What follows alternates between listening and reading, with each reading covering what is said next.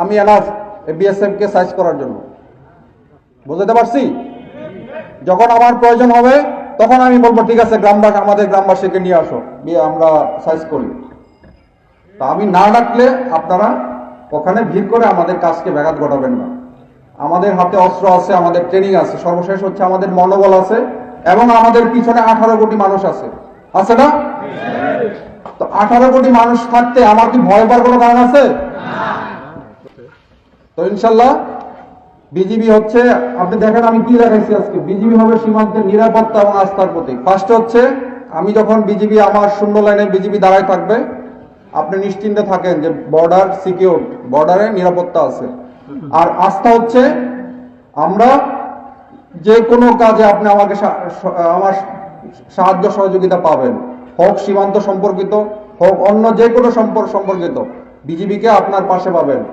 একজন বলেছিল চেয়ারম্যান সাহেব যে শিবগঞ্জ থানা অনেক দূরে, এত দূর যাওয়ার দরকার না, আপনার পাশেই আমাদের প্রতি 5 কিলোমিটার দূরে দূরে হচ্ছে আমাদের বিজিবি ক্যাম্প। আমাদের বোলাহাট সহ আমাদের প্রায় 19টা ক্যাম্প আছে বিভিন্ন জায়গায়। প্রতিটা জায়গায় এই সীমান্তবর্তী জেলায় আমাদের ক্যাম্প আছে। সুতরাং আপনাদের যে কোনো প্রয়োজনে বিজিবিকে আপনারা সাথে পাবেন, পাশে পাবেন, আমি সেই আশ্বাস দিচ্ছি। সর্বশেষ হচ্ছে আমার পক্ষ থেকে আমি আসলে সবাইকে ধন্যবাদ দিতে চাই। আমি কাউকে কখনোই গালিও দিব না, আমার কারোর প্রতি মন খারাপ নাই। আমি ধন্যবাদ দিতে চাই আমাদের এই পুলিশ প্রশাসনকে। যখন 5 তারিখ থেকে ঝামেলা শুরু হয়েছিল, এসপি মহোদয় বারবার জিজ্ঞাসা করছে যে কিবরিয়া ভাই কিছু লাগবে, কোনো সহায়তা লাগবে?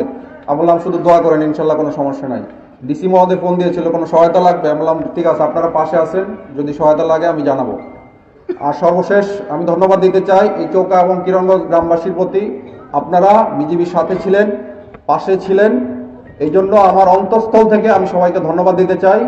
এই শুধু শিবগঞ্জবাসী না, এই পুরো বাংলাদেশের 18 কোটি মানুষ আমাদের বিজিবির সাথে ছিল। তো ইনশাল্লাহ এই সাপোর্ট যেন আপনাদের সবার থাকে।